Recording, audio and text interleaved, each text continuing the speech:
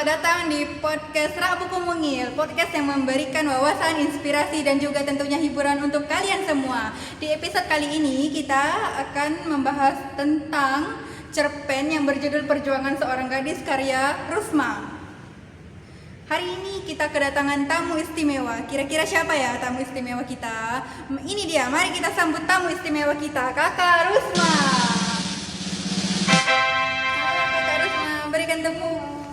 Berikan tepukan hangat untuk Kakak Rusma. Silakan Ibu Kak.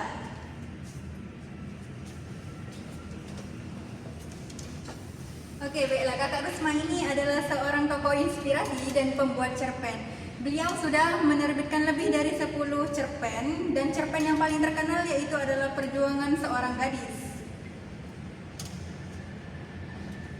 Nah, untuk Kakak Rusma, saya punya beberapa pertanyaan nih untuk Kakak. Boleh nggak saya bertanya? Boleh. Oke, pertanyaan pertama saya ya Kak. Cerpen yang berjudul Perjuangan Seorang Gadis ini menceritakan tentang apa Kak? Baik. Cerpen yang berjudul Perjuangan Seorang Gadis saya tulis itu berdasarkan kisah nyata, yaitu kisah saya sendiri, yang dimana saya mengalami apa saja yang saya tuliskan di dalam cerpen tersebut. Cerpen tersebut berisi tentang perjuangan seorang gadis seperti judulnya, yaitu untuk menggapai cita-citanya. Cerita diawali dengan seorang gadis yang baru lulus SMA, kemudian dia kebingungan. Dia kebingungan mau melanjutkan ke universitas mana, sedangkan kedua orang tuanya itu melarang dia untuk kuliah di universitas yang jauh dari rumahnya.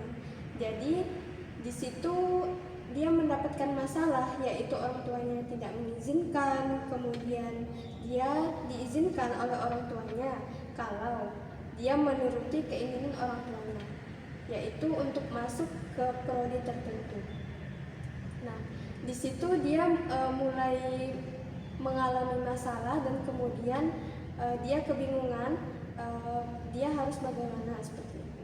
Lalu dia mencoba untuk mengikuti tes untuk masuk ke perguruan tinggi tersebut, dan yang pertama dia itu sempat gagal. Untuk mengikuti tes untuk masuk ke perguruan tinggi yang dia inginkan. Kemudian karena kegagalan tersebut, orang tuanya mulai menekankan dia untuk tetap masuk ke universitas yang orang tuanya inginkan. Nah, cerita tersebut berdasarkan kisah nyata saya, yang dimana awalnya saya juga seperti itu, yaitu mendapatkan pertentangan dari orang tua, kemudian terhalang oleh biaya juga, seperti itu. Nah, di dalam cerita ini saya tidak memaparkan semua kisah saya, tetapi ada beberapa bagian yang tidak saya tuliskan dalam cerpen ini karena menyangkut masalah pribadi dan tentunya tidak bisa saya ceritakan kepada pembaca, seperti itu. Oh begitu ya, jadi cerpen ini menceritakan tentang Kakak Rusma sendiri. Iya. Baiklah, pertanyaan kedua saya, apa inspirasi utama Anda dalam membuat cerpen ini? Inspirasi utama saya dalam menulis cerpen ini yang pertama yaitu saya mengapresiasi diri saya karena telah berhasil gitu menemukan solusi dari setiap masalah yang saya hadapi. Kemudian saya juga terinspirasi untuk menulis cerpen ini karena keinginan saya untuk berbagi motivasi kepada anak-anak muda zaman sekarang, anak-anak muda yang nantinya akan melanjutkan ke perguruan tinggi juga seperti yang saya alami.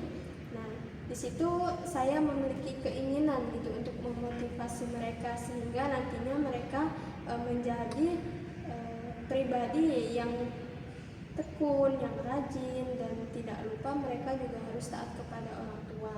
Meskipun terkadang kita mengalami yang namanya itu ditentang sama orang tua, dipaksa oleh orang tua, seperti itu. Oke, baiklah. Bagaimana cerpen ini dapat mempengaruhi pembaca dalam menghadapi tantangan?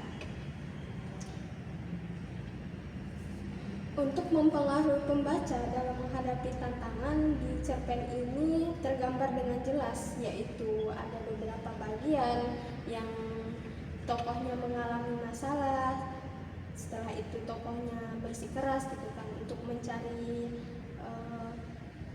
pemecahan masalah. Setelah itu tokohnya itu tidak mudah menyerah, jadi dia itu selalu bekerja keras, kemudian tidak mudah putus asa meskipun banyak masalah seperti itu.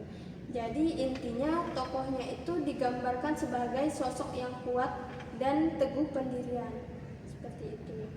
Jadi ada beberapa bagian itu benar-benar saya gambarkan dengan jelas, saya ceritakan dengan jelas bahwa tokoh ini merupakan sosok yang kuat. Dan ceritanya juga tidak terlalu berat dan ringan untuk dibaca. Begitu ya.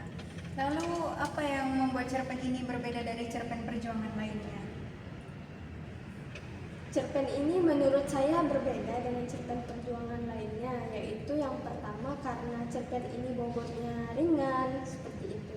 Karena seperti yang kita tahu, tingkat literasi pada zaman sekarang itu sangat rendah sekali, terutama di Indonesia.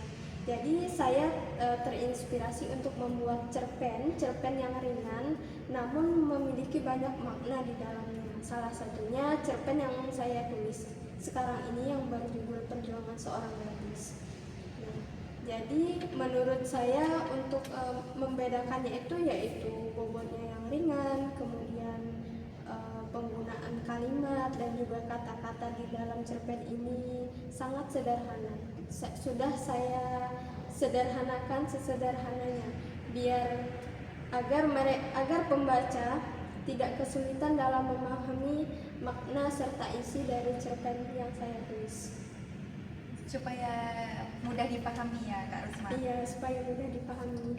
Jadi kalau kita ingin cerpen kita banyak pembaca dan juga mudah dipahami serta bisa memotivasi pembaca, yaitu salah satunya dengan cara seperti itu.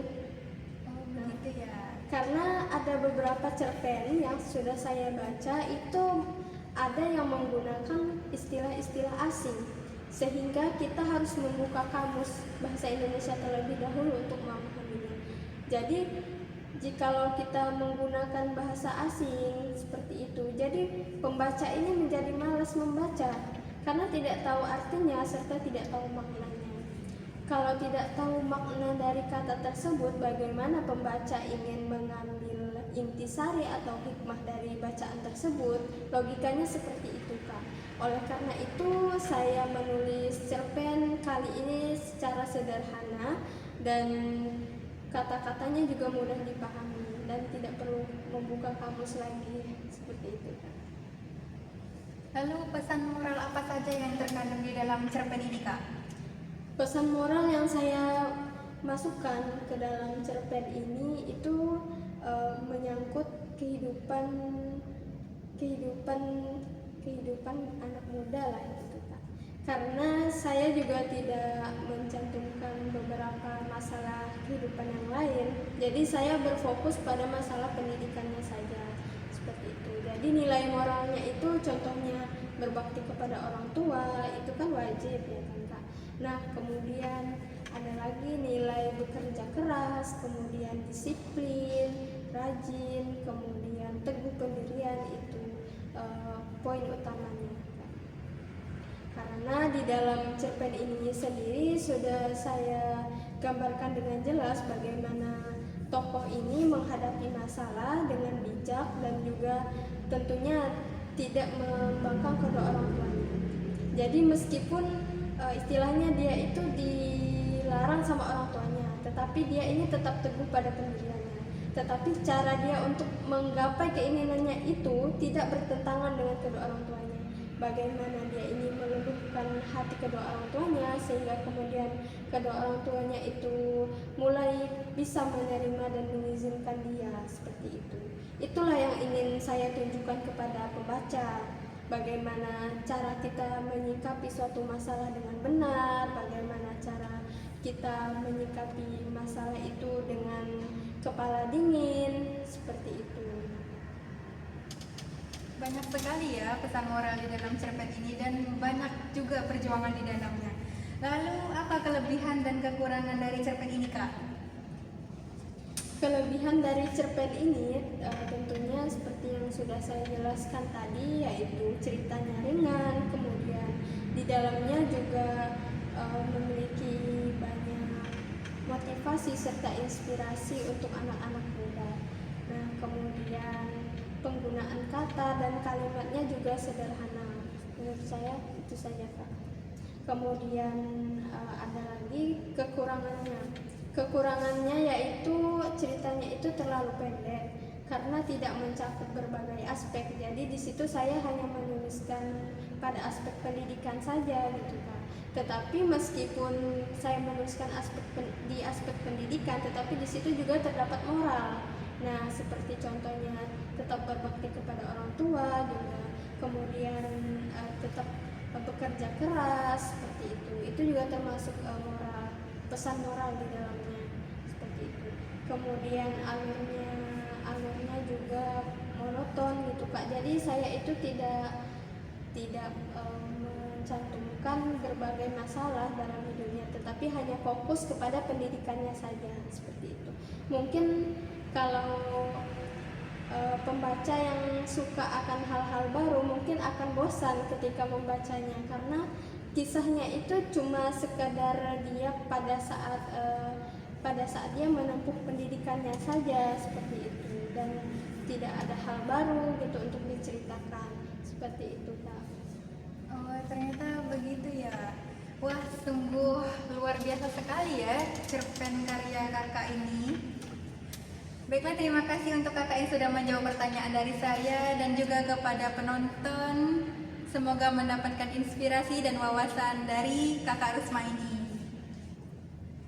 Berakhirlah sudah podcast kita pada hari ini. Terima kasih kepada kalian yang sudah menontonnya.